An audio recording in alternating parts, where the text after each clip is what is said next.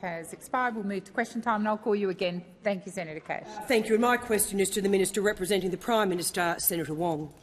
The bipartisan motion passed in this place in October of last year, following the Hamas terrorist attack of the 7th of October, which killed more Jews on a single day than any time since the Holocaust, said unequivocally that this parliament stands with Israel and recognises its inherent right to defend itself. Does the Prime Minister still stand by the entirety of this bipartisan resolution? Thank you, Senator Cash. Minister Wong. Thank you, and I thank Senator Cash for the question. And she would know that that motion was put by the Prime Minister and I in both chambers on a bipartisan basis. And it does recognise the continued right of the State of Israel to exist. We also spoke from memory in that statement about civilians, and you will recall, Senator, from the very first moment I called for restraint. And as I recall, a number of those opposite were very angry about that and said it was outrageous. Order. I know that Senator Cash, as we saw before and now, is obviously auditioning for Senator Birmingham's job. We all understand that. We moved the motion. What I would also say is we also stand for international humanitarian law and international law.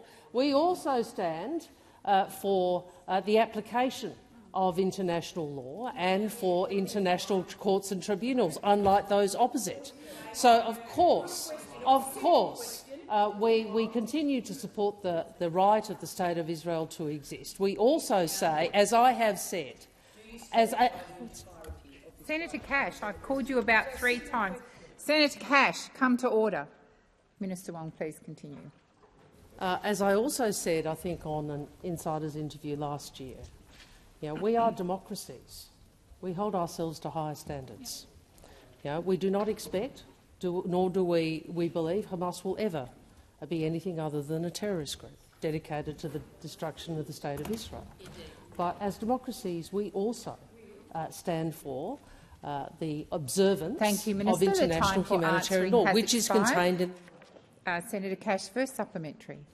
Thank you. And from Lebanon, Hezbollah continues to escalate cross-border attacks against Israel and continues to refuse to withdraw north of the Litani River, as required under UN Security Council Resolution 1701.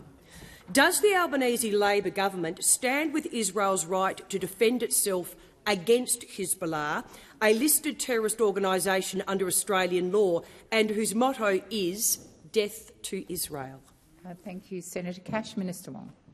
Unlike Senator Cash, who seeks to come in here and try and run a domestic political argument, we have been working for months with others. Senator Cash, you've asked the question. Please listen in respectful silence.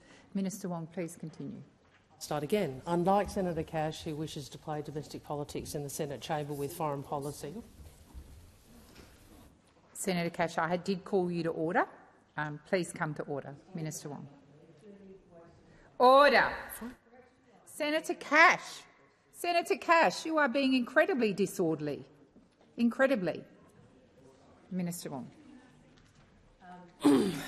We have been working with others to add our voice to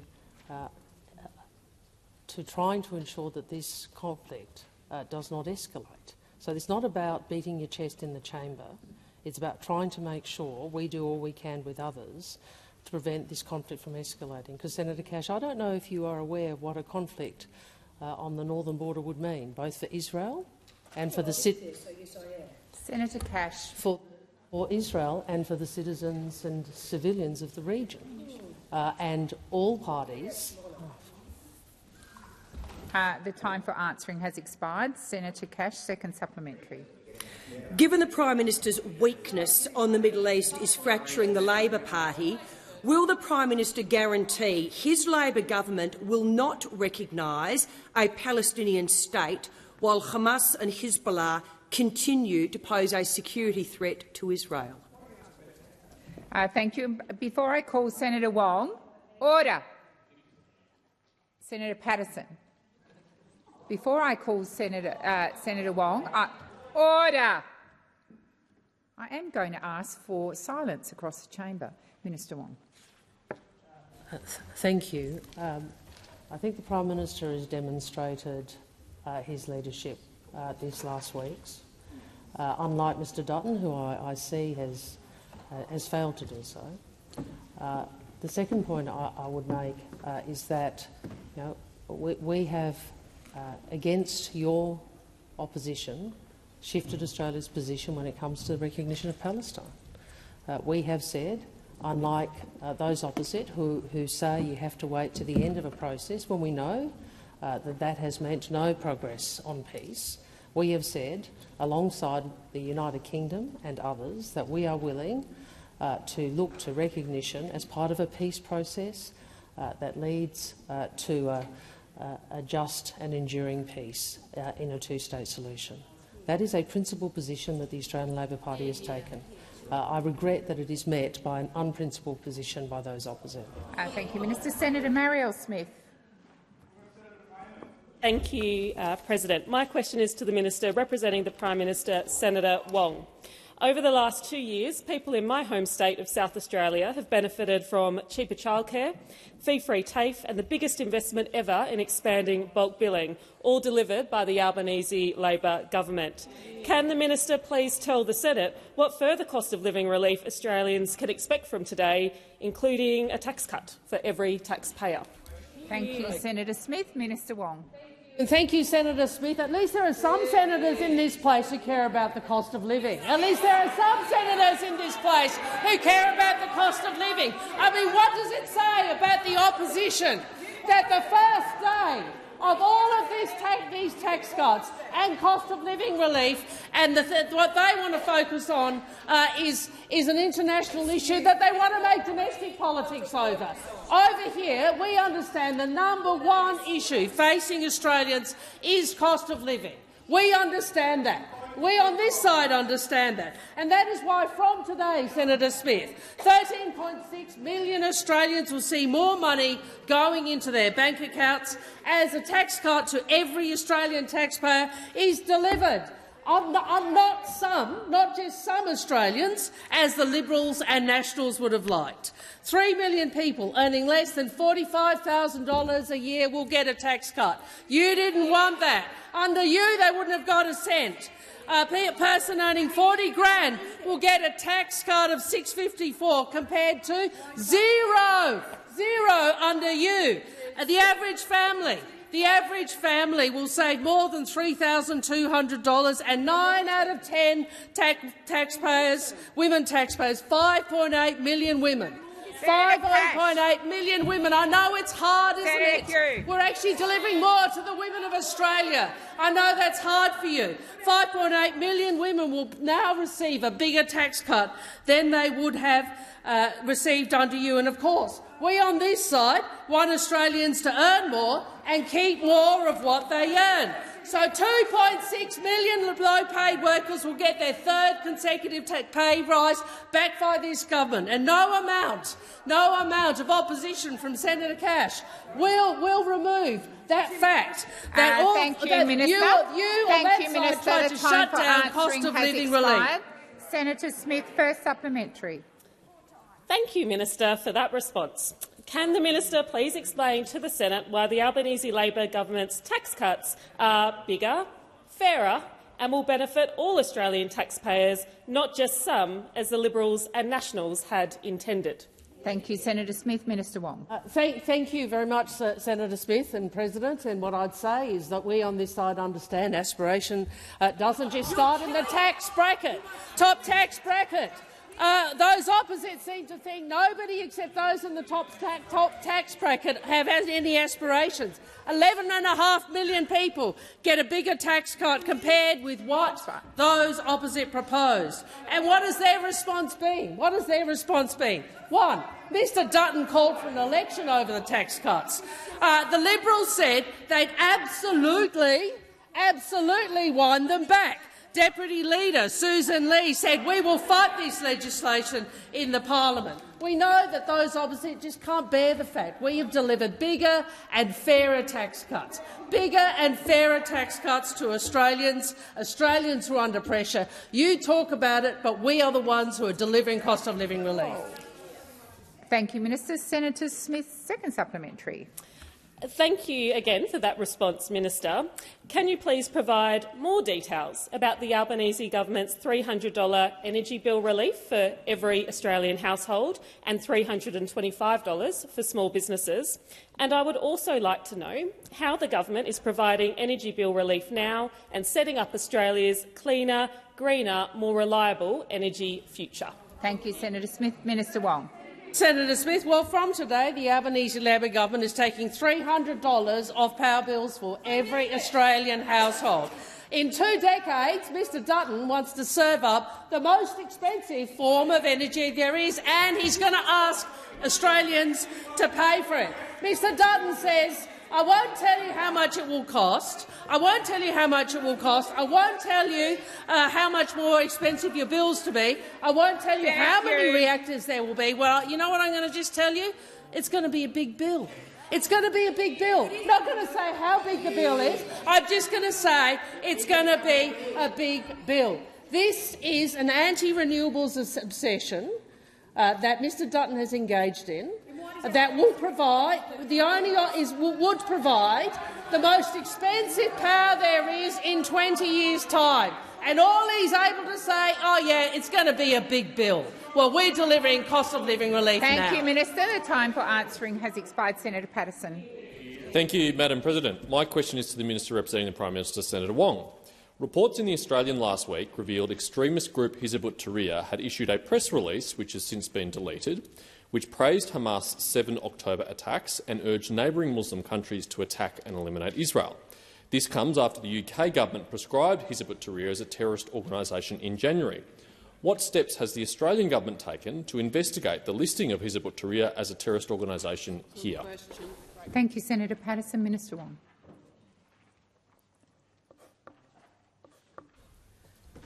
Thank you.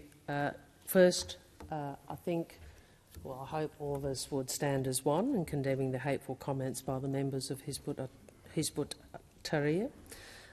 There is no place in Australia for such disgraceful statements or the glorification of terrorism.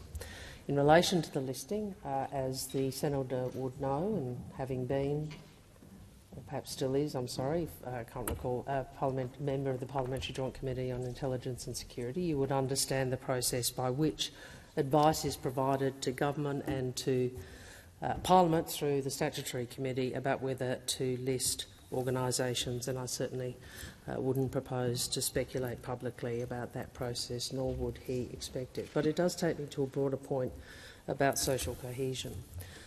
We all know that the conflict in Gaza, whether from October 7th, and as Senator Cash said, the largest loss of life, Jewish life since the Holocaust, or the tens of thousands, including tens of thousands of civilians who have died since, has been horrific. It has been horrific, and it is deeply distressing for so many in the Australian community, and it is incumbent upon us all to try and ensure that conflict is not imported here, both in word and deed, and in how we speak about one another. So all of us should join in condemning the words that Senator Patterson outlined, just as we should also ensure that we continue to advocate and press for peace in a region which has known so much loss of life and so much conflict. Thank you, Minister. Senator Patterson, first supplementary. Thank you, President. Reports by 60 Minutes last month showed how Hizb ut-Tahrir had sought to recruit and radicalise students on our campuses, infiltrating pro-Palestinian protests to push anti-Semitic narratives and fan division. Will the government commit to taking other urgent action to address the crisis of anti-Semitism in Australia, which is undermining our social cohesion, and support our Jewish communities at their time of greatest need? Minister Wong.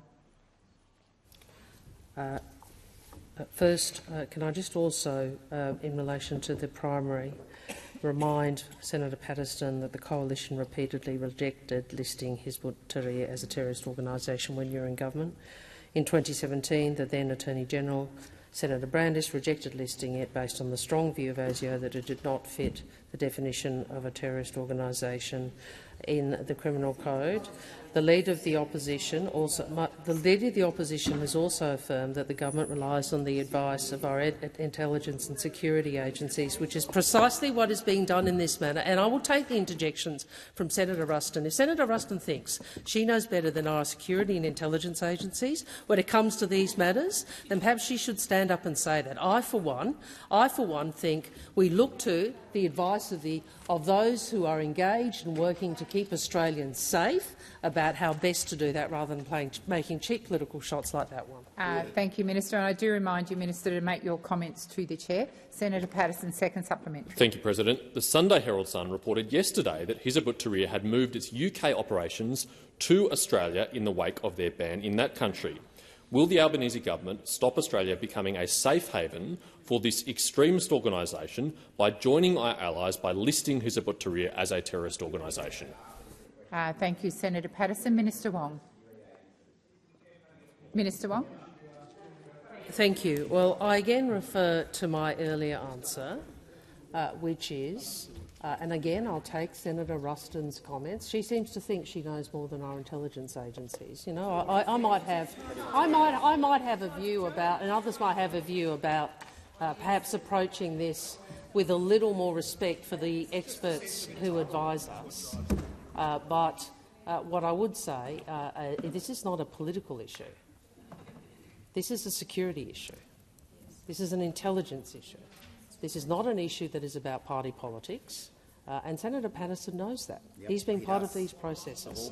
Well, he knows, and I have addressed the substance. I have addressed the substance, which is, you know, we condemn the hateful comments. There's no place in Australia for this. We continue to take advice, as you did. We continue to take advice, as you did, from our security and intelligence agencies about thank you, whether Minister. to The list time for answering organisations. has expired. Senator Faruqi. Thank you, President. My question is to the Foreign Minister. Minister, for almost 9 long months now, we have witnessed Israel's full-blown genocide in Gaza, during which Israel has ruthlessly massacred close to 40,000 Palestinians, including around 15,000 Palestinian children. Israel has relentlessly bombed schools, hospitals, ambulances, universities and places of worship, even the tents where forcibly displaced Palestinians are taking refuge. Many thousands of Palestinians are missing or buried under the rubble. This year alone, your government has imposed autonomous sanctions on Russia, Iran and Myanmar. And yesterday, the Labour leadership shamefully sanctioned Senator Payman. When will you sanction Israel and the extreme Netanyahu government? Thank you, Senator Faruqi. Minister Wong. Thank you. First, I want to make some comments about collective decision-making, which goes to the last part of your question. We believe collective decision-making is about a group being more powerful than any one individual. And that truth is demonstrated in the history of this nation.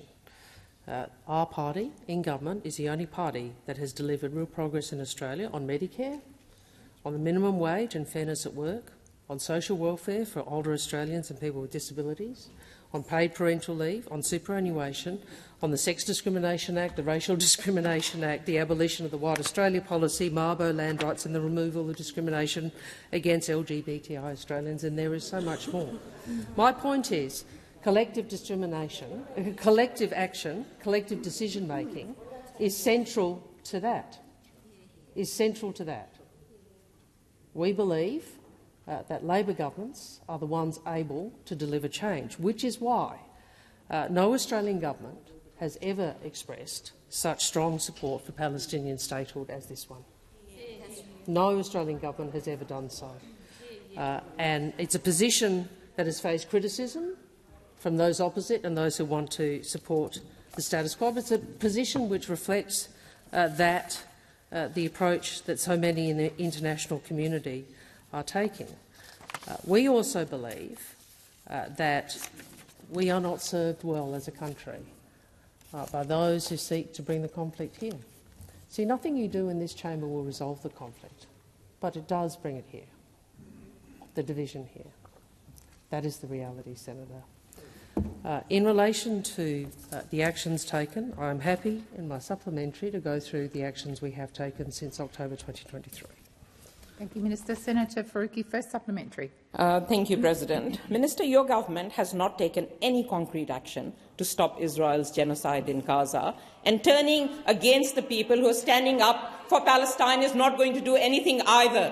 You failed to join the South Africa's ICJ case. You failed to sanction Israel or expel the Israeli ambassador. The only concrete action you have taken is against those supporting Palestine. How many more Palestinians will be killed before you take concrete action? Thank you, Senator Faruqi. Order. I'm waiting for order. Minister Wong. Thank you, President. I understand why you want to run a political line here in this chamber. Minister Wong, please resume your seat. Minister Wong, please resume your seat. I have called for order. That includes every single senator in this place, Senator Shoebridge and others. Minister, please continue. As I said, on this side of the chamber, we have adopted the strongest support for Palestinian statehood in Australia's history. Well, yes, we have. Yes, we have. And unlike you see, the difference between our party and the Greens and those opposite, unlike those opposite, we don't try to wake up every morning figuring out how to stand in the way of change. And unlike the Greens, we don't think that asserting moral superiority and condemning others delivers anything other than self-satisfaction. That's our view. That's our view.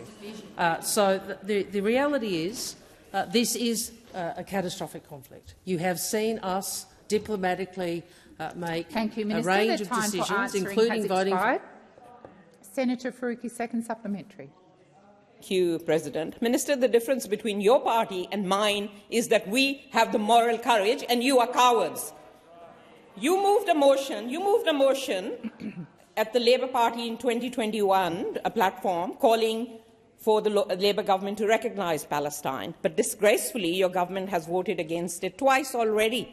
And now you're punishing the only Labour MP who has had the courage to vote for recognising Palestine.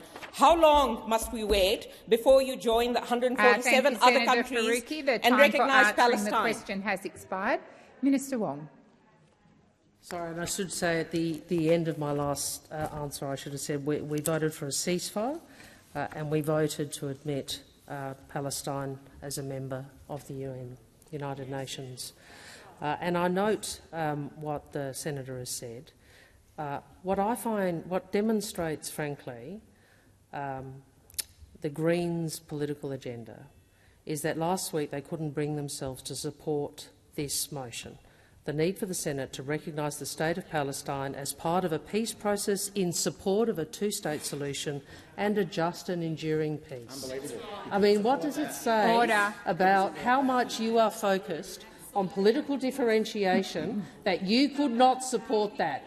You could not support that because all you want to do, Senator Faruqi and your colleagues, is to politically differentiate on this conflict, which is horrific. So it is clear you don't Thank you, Minister. The want to make time for progress on answering the has two-state expired. solution. Senator Walsh. Thank you, President. My question is to the Minister representing the Treasurer, Senator Gallagher. Walsh. Order. Senator Ayres and Senator Shoebridge. Order. Order. Senator Walsh, please begin the question again and start the clock again. Thank you, President. My question is to the Minister representing the Treasurer, Senator Gallagher.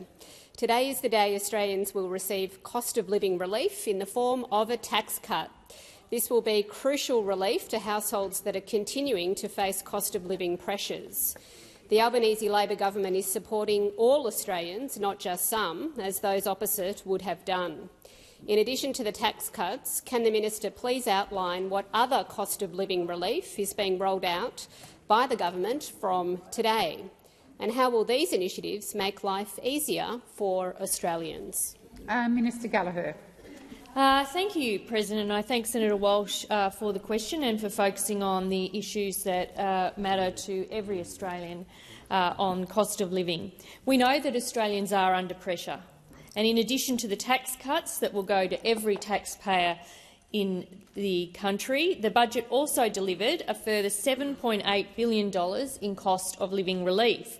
So tax cuts from the 1st of July, 13.6 million Australians, not just some of them but all of them. 84% of taxpayers will be better off under Labor's plan. And on their payslip, Australians will see more money now thanks to those tax cuts and more in the future thanks to some of the wage increases that the Labor government has argued for. And I know on this side of the chamber, many of us have worked in the union movement arguing for wage increases for working people. And of course we will see that with the minimum wage increases, but also some of the wage outcomes we're seeing across the care economy as well.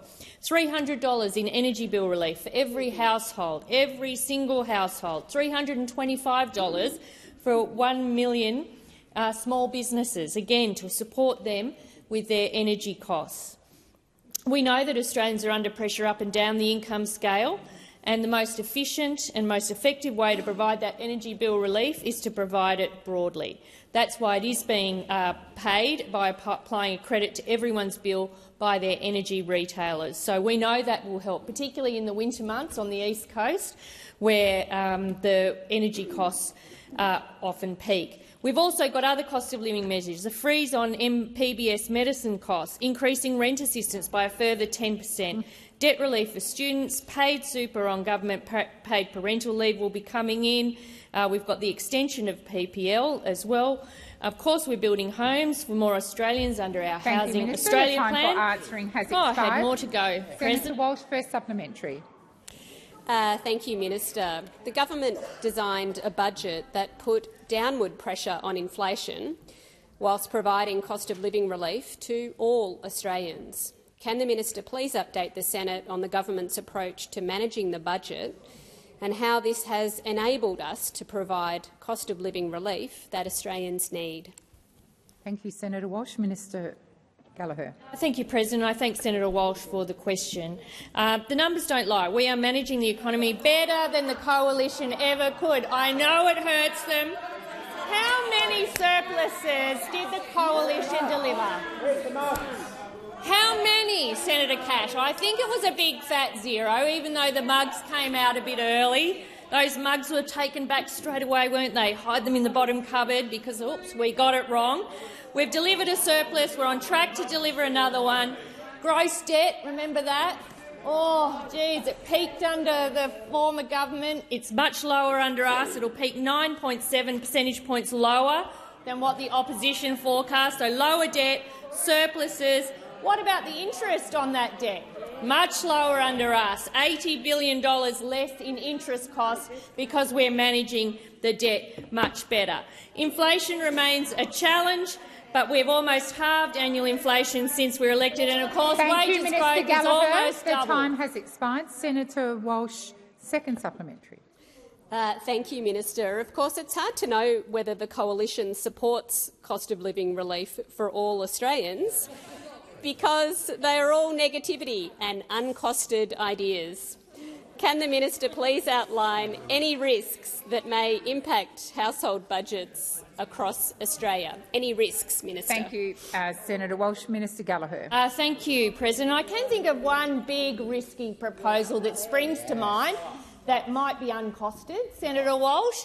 A big nuclear reactor plan, a risky nuclear reactor plan.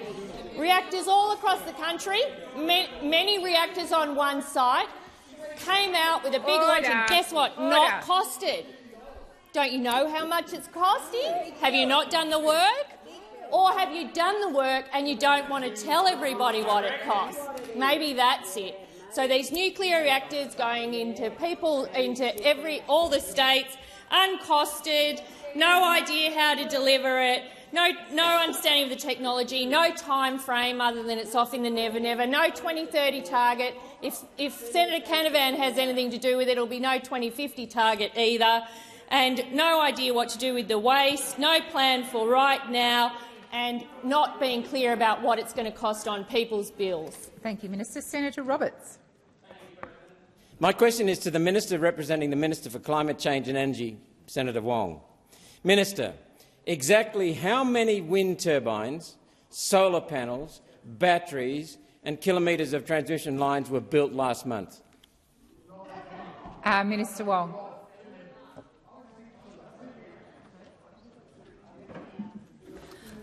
Thank you, President. Thank you, Senator.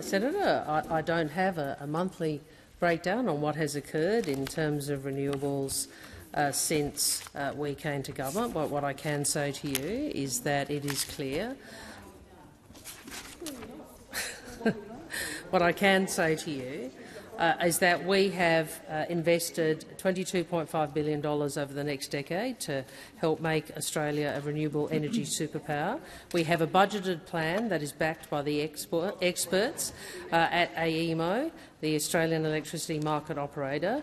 They have an integrated systems plan that looks at the total cost out of 2050 in generation, storage and transmission of renewable energy, which the government is working to and is contributing to. I would also make the point, Senator, and you do understand markets, that the uncertainty under the coalition meant that 24 out of 28 coal-fired power stations announced their closure. We did not have new investment to replace it at the scale needed. And that is because the market knew that with 20-plus energy policies, there was no certainty in which to enable investment in additional generation and supply. And if we want to bring prices down and to ensure reliability, we have to have more supply. Thank you, Minister. Senator Roberts, first supplementary. Minister, the government's own figures to meet your net zero target show that over the next 8 years you need to install and connect more than 40 wind turbines a month, 22,000 solar panels a day, 48 gigawatt-hours of batteries and 28,000 kilometres of transmission lines. Install and connect. You're building nothing near that.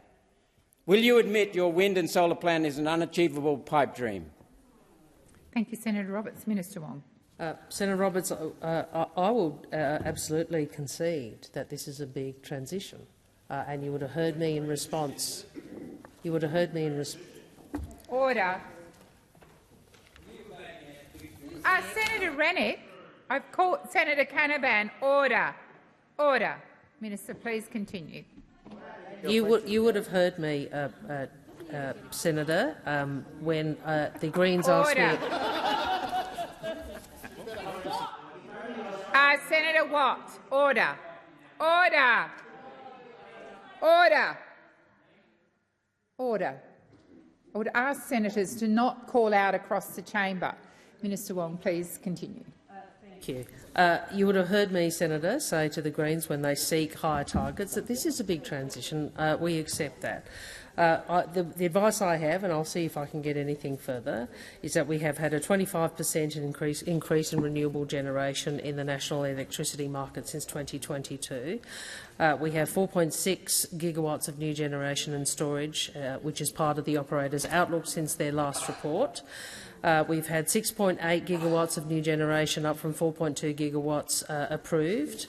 27 utility-scale batteries are under construction as at the end of 2023, and 5.9 gigawatts. Senator Roberts, second supplementary. Thank you. Minister, unlike with coal mines, there's no obligation for industrial wind and solar sites to rehabilitate the land. The cost of pulling down wind and solar is left completely with landowners and farmers who have no idea what they're signing up for. Minister, does your wind and solar plan rely on saddling farmers with the entire cost of disposal, or will your government legislate rehabilitation bonds for wind and solar projects? Thank you, Senator Roberts. Minister Wong. Senator, what I would say to you is that there has been a lot of investment and a lot of interest from Australians, both in terms of investors but also landowners and landholders, to be part of this transition. It is true that there are a lot of challenges associated with it, including investment in transmission, which is one of the reasons why the government is working on both increasing the flexibility of the system and also ensuring that more capacity is delivered across the country. For example, our capacity investment scheme has delivered over 32 gigawatts of capacity. We've had the largest ever single tender for renewable energy, which is currently open for bids. In relation to your issues, I don't have advice on. Thank you, Minister. The time for answering has expired. Senator Mackenzie. Thank you. My question is to the Minister for Agriculture, Senator Watt. Can the minister confirm what scientific evidence the government has based its decision to ban the live sheep export trade by sea, which will severely impact over 3,000 Western Australian jobs, along with the livelihoods of Western Australian farmers and regional communities? Thank you, Senator Mackenzie. Minister Watt. Thank you, President. Thank you, Senator Mackenzie. Well, the issues around animal welfare when it comes to the live sheep export by sea industry have been debated at length over a number of years, and I noticed that in the most recent report on the state of the live export sector commissioned by LiveCorp, the Research and Development Corporation that oversees or works with the live export industry, even its survey acknowledged that mortalities amongst sheep being taken by sea to the Persian Gulf are significantly higher than they are, for example, for live cattle exports. So even the industry's own methodology and own surveys demonstrate that there do remain serious animal welfare issues involving the live sheep export industry when it comes by sea. But beyond that, what we're doing in legislating an end to the exports of live sheep by sea is delivering on an election commitment. We're delivering on an election commitment that was voted for not only by those on the east coast of Australia, but was voted for by those on the west coast of Australia Minister as well. Watt, please resume your seat. Senator Mackenzie. Chair, on relevance, I asked about scientific evidence. Thank you, Senator Mackenzie. You also went to jobs and farmers, so the minister is being relevant to the question. Minister Watt. Thanks, President. I would submit that I've actually addressed that issue in the earlier part of my answer. Now, as I was saying, this is an election commitment that we took to not just one but two elections, and we now are delivering on that election commitment as Australians would expect us to do so. And as I say, this is a commitment that was not only supported by those on the east coast of Australia, but the most recent surveys published demonstrate that 70% of Western Australians support this commitment as well. We are acknowledging that this will be a significant change for many in the industry, and that's why the government is putting forward a $107 million transition package to assist the industry make this transition, a transition package that is being contributed to by every single Australian taxpayer, whether they live on the east or west coast of Australia. We know that this is an industry that's been in long-term decline, even under the coalition government, and the numbers of sheep being exported by sea have fallen by 90% over the last 20 years. The time for answering has expired. Senator Mackenzie, first supplementary. Given Senate estimates highlighted that there is no economic modelling to support the ban's timeframe, will the minister concede that there is no way of knowing what the impact of this ban will have on Western Australian farmers, workers, regional communities and the Australian economy? Thank you, Senator Mackenzie. Minister Watt. Well, of course I reject what Senator Mackenzie is putting forward, and we do have to note the hypocrisy of the National Party in making this last-ditch effort to defend an industry that actually declined significantly when it was in office. In 2014-15, Australia exported 2.1 million sheep by sea at a value of $224 million. In 21-22, 475,000 sheep were exported. Watt, please resume your seat. Senator Mackenzie. On relevance, Madam President, my question was very specific about economic modelling on the closure of a legal industry. Yes, Senator Mackenzie. Minister, that it became clear Senator wasn't Mackenzie, done. please resume your seat. You've called your point of order. Your question also went to farmers, workers regional community and all Australians. So the minister is being relevant. Minister Watt. Thank you, President. So, as I say, the Nationals are being incredibly hypocritical on this point. While they were in office, the number of live sheep exported by sea fell by 80% while they were in office. And now, of course, that they're in opposition, they're the biggest supporters of live sheep exports that you've ever seen. They had the opportunity to do something about this when they were in office, and they did do something about it. They sent this trade down by 80%. And, of course, some of their senators in particular stood up for that policy. We know that now Senator Henderson, the former member for Corangamite, said in answer to this question, the time has come, backed by the science, the facts and the economics. This is an industry which must come to an end. The live live export of sheep to the Middle East is inhumane and must come to an end. That's what Senator Minister Watt, I called you. I'm waiting for order. Order. Senator Wong. Senator Mackenzie, second supplementary. Order. I have a senator on her feet, ready to start her question. Order. Senator Mackenzie, second supplementary. Will the minister concede that Labor is callously throwing away the livelihoods of Western Australian farmers, workers and regional communities to cynically capture the preferences of extreme animal activist groups like the Animal Justice Party, who boast about being proud that they demanded the end of the live sheep export trade as a requirement for their preferences? Thank you, Senator Mackenzie. Minister Watt. Well, the short answer is no, but the longer-hand answer is that far from treating this industry and its members callously, this government is providing $107 million in support to support the transition for an industry that has been in decline for 20 years. Minister Watt, please resume your seat. Senator Mackenzie, ask your question and then listen in silence. Minister Watt, please continue. Under Labor, an industry that's in decline receives $107 million in taxpayer support. Under the Coalition, an industry that was in decline the entire time they were in office, guess how much you contributed? Zero. Absolutely zero. Not 1 cent to support an industry that was in decline in the time that they were in power. Yes, Minister Wong. Yes, Senator Mackenzie.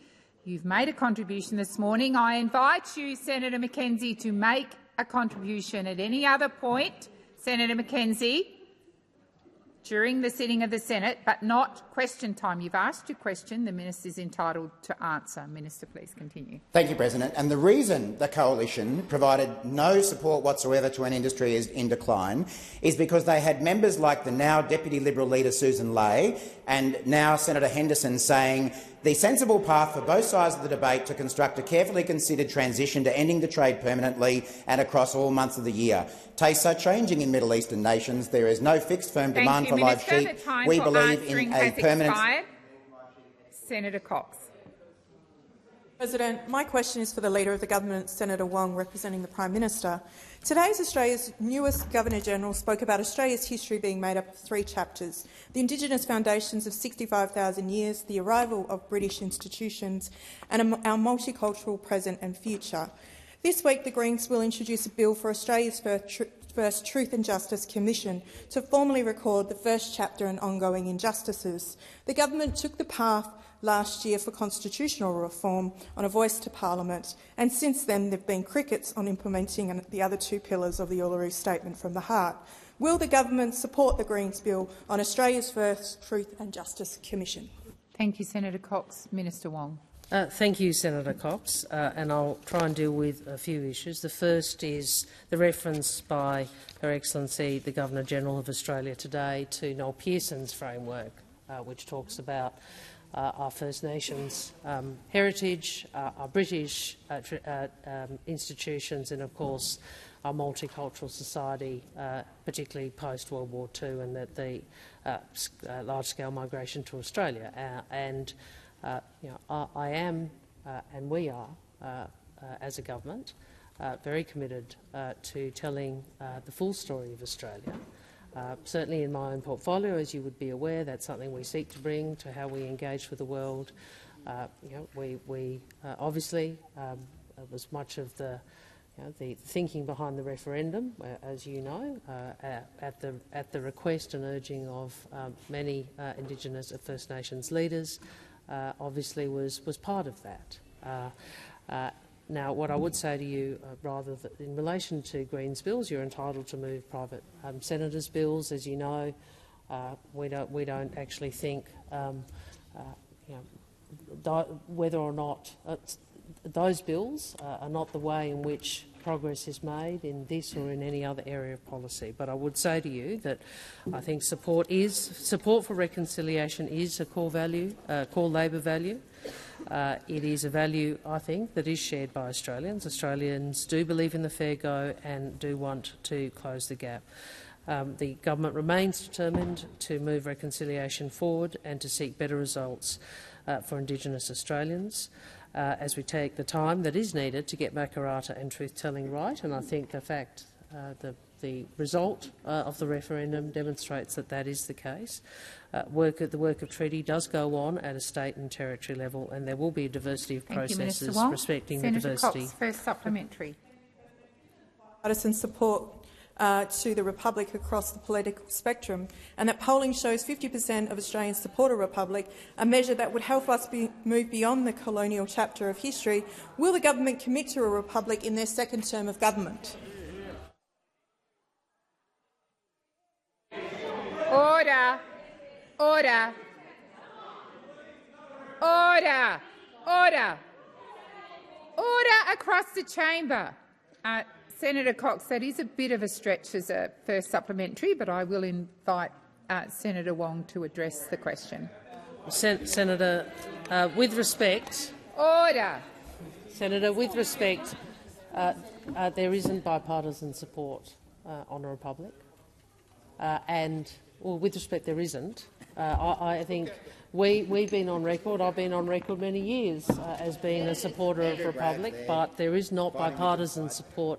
And we are what we know from history, as opposed to talking about it in this place, that constitutional reform is hard, and it is particularly hard. We're in a hyper-partisan world where we know that there is no way that Mr Dutton, whose reflex is always to say no and always to be negative and always to run a scare campaign, would be supportive of it.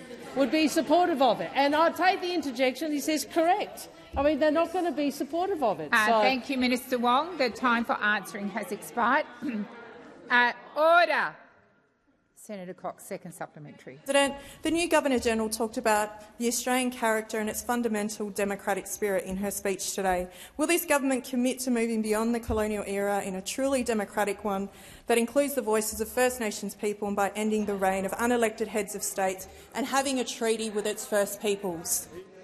Before I call the minister, I'm going to ask for silence once again. Senator Mackenzie, order. Order, seriously. Minister Wong.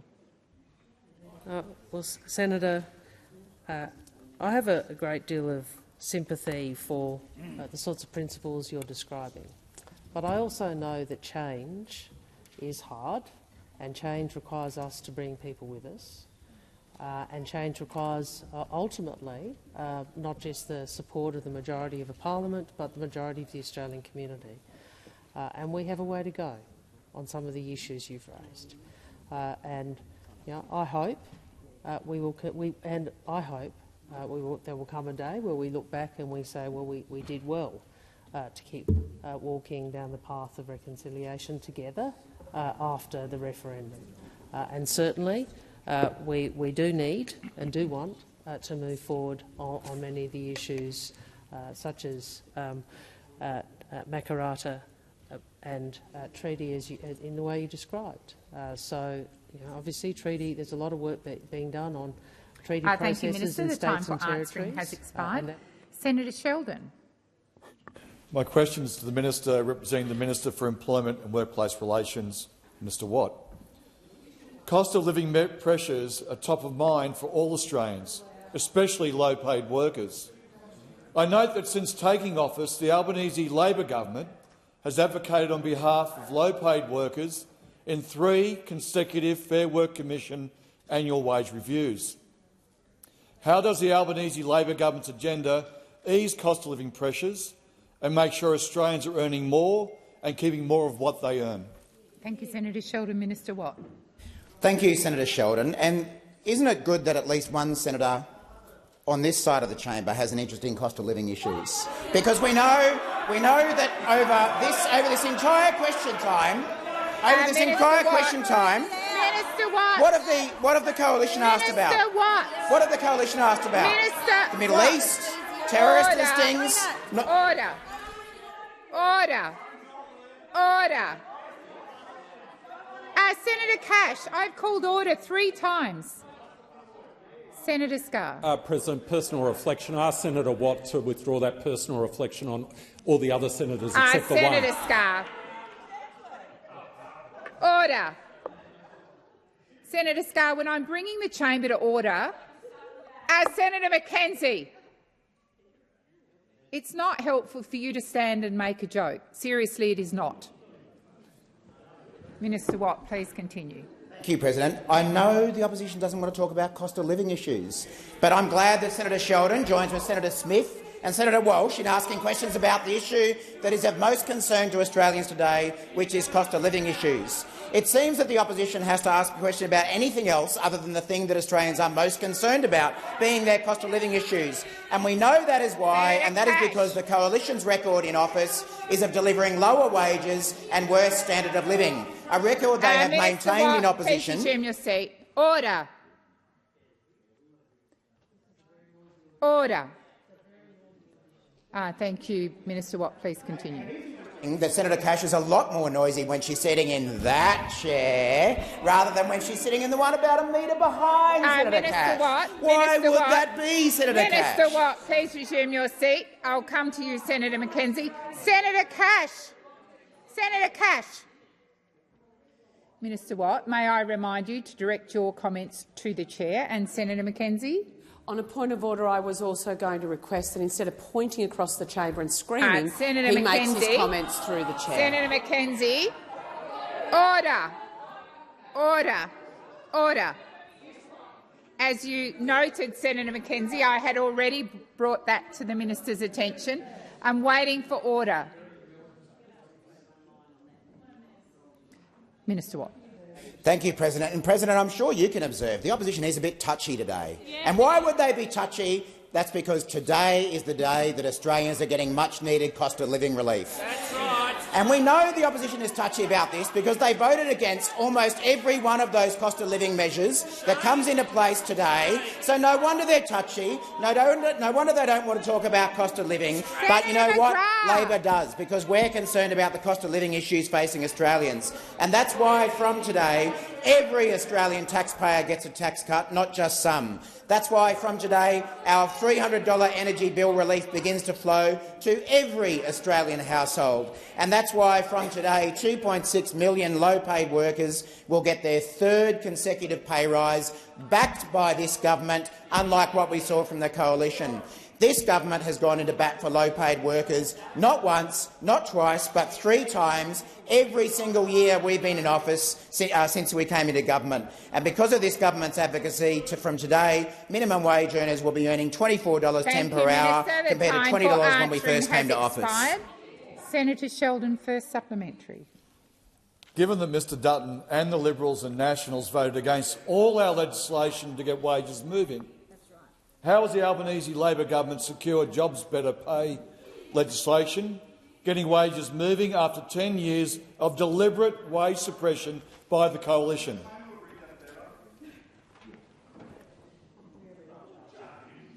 Minister Watt.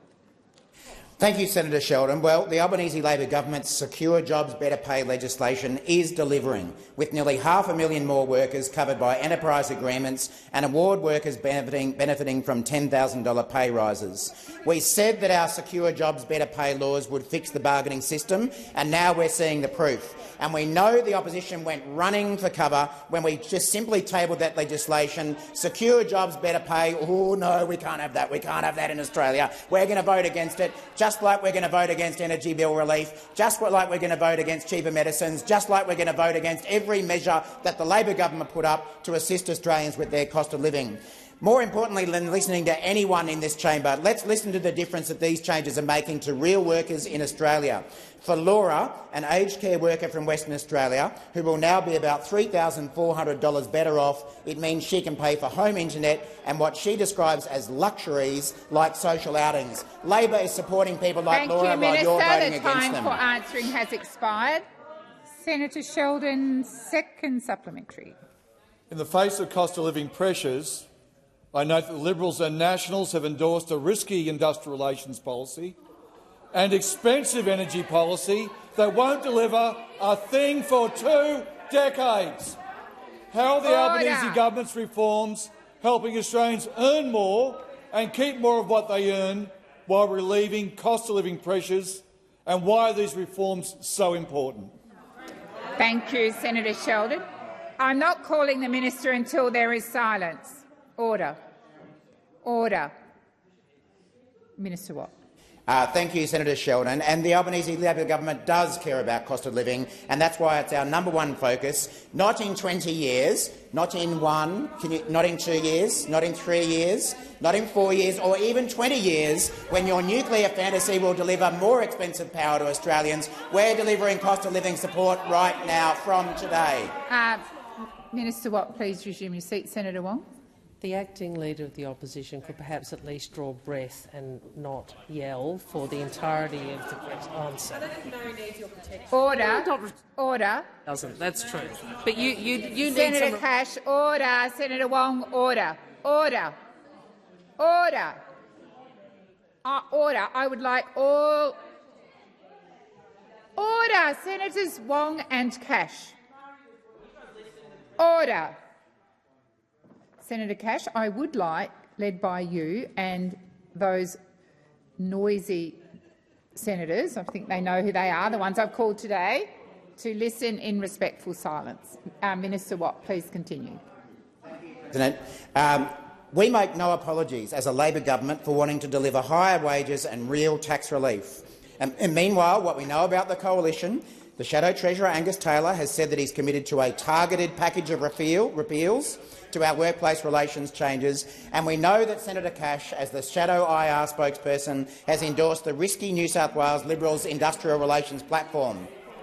We know Senator Cash used to talk about what our policies would be taking Australia back to the dark ages. Senator Cash prefers simpler times when children were chimney sweeps, we had dark satanic mills. That's the kind of times that Senator Cash wants to take us through, and we're going to stop you from doing it. Order. I'm waiting for order. I'm waiting for order. You've got one of your own senators on her feet. Senator Chandler. Thank you, President. My question is to the Minister representing the Minister for Home Affairs, Minister Watt. 2 weeks ago, the Canadian government listed the Islamic Revolutionary Guard Corps as a terrorist entity, joining our security and intelligence partner, the United States, in confirming that the IRGC is a terrorist organisation actively involved in planning and carrying out terror attacks. Minister, if the Trudeau government can act to list the IRGC, why can't the Albanese government? Thank you, Senator Chandler. Minister Watt. Thank you, President. Thank you, Senator Chandler. Well, the short answer, Senator Chandler, as you've been informed previously when you've asked similar questions, is because the Australian government relies on the advice of Australian security agencies when making our decisions about terrorist listings. Now, as Senator Chandler and many of her colleagues have been advised in many previous question times, from the government's point of view, we believe that the IRGC is a malignant actor that has long been a threat to international security. The Gillard government understood this and put broad-based sanctions on the IRGC as a whole in 2010, and the Albanese government has also recognised the threat that they present. That's why we are using the tools available to us to take meaningful action, including the government sanctioning 63 IRGC-linked individuals and 56 IRGC-linked entities. Now, again, as Senator Chandler, Senator Patterson and various others on that side of the chamber know, listings under the Criminal Code apply to non-state actors and not to state actors. That was exactly the same regime that applied when they were in government. But now they don't want to follow the same process as what they followed when they were in government. They want to apply a different standard and different tests to what they were prepared to do when they were the government. These are exactly the same listing provisions that applied when those opposite were in government, and they have not changed. The reality is that the IRGC is a part of the Iranian state, and state actors under Australian law cannot be listed as terrorist organisations. So what I've heard coming from some of those opposite is a bit rich, and we just hear Senator Scarr say change the law. He was here for a few years. Did he change the law? No, he didn't. But he and his colleagues just want to sit back now and take cheap shots at a government that is following exactly the same process as what they did when they were in office, and they will do everything possible to avoid talking about cost of living changes, including those that come into force today, July the 1st. They will do anything to avoid talking about tax cuts and cost of living relief, even asking questions about things they did nothing about in office. Senator Chandler, first supplementary. Thank you, President. Minister, at Senate estimates, it was confirmed that in January 2023 the Department of Home Affairs was developing a nomination form and statement of reasons in preparation for a listing of the IRGC. What are the reasons the Department of Home Affairs was seeking to have the IRGC listed as a terrorist organisation in January 2023? Thank you, Senator Chandler. Minister Watt. Thank you, President, and thank you, Senator Chandler. Well, all I can do is repeat my previous answer, which is that in making its decisions about terrorist listings, the Albanese government relies on the advice of our security agencies, but it is also very well understood under this government and the previous government that terrorist listings are not applied to state actors such as the IRGC. The Albanese government has no time whatsoever for the IRGC. That is why we have imposed sanctions on 63 IRGC-linked individuals and 56 IRGC-linked entities. We are following the same process as applied under the former government, and they never seemed to have a problem when they were in government. Senator Chandler, second supplementary. Thank you, President. The IRGC are not only perpetrators of terrorism, but they are known to use extremist anti-Semitic ideology to recruit and spread hatred. Hatred which is spreading in the Australian community. Minister, will the government today finally commit to developing options to enable the IRGC to be listed as a terrorist organisation? Thank you, Senator Chandler. Minister Watt. Thank you, President. My understanding is that the opposition has actually been briefed on these very issues that they are now asking questions about in question time. And I agree with Senator Chandler in one respect, and that is when she says that the IRGC are a malignant actor. They are a dreadful organisation that we do not support whatsoever. But the opposition had no issues about this process when they were in government, when they had 10 years to do something about the process, but all of a sudden they're now in opposition. They want to apply a different standard to the government. Minister Wong. Thank you, President. I ask that further questions be placed on those.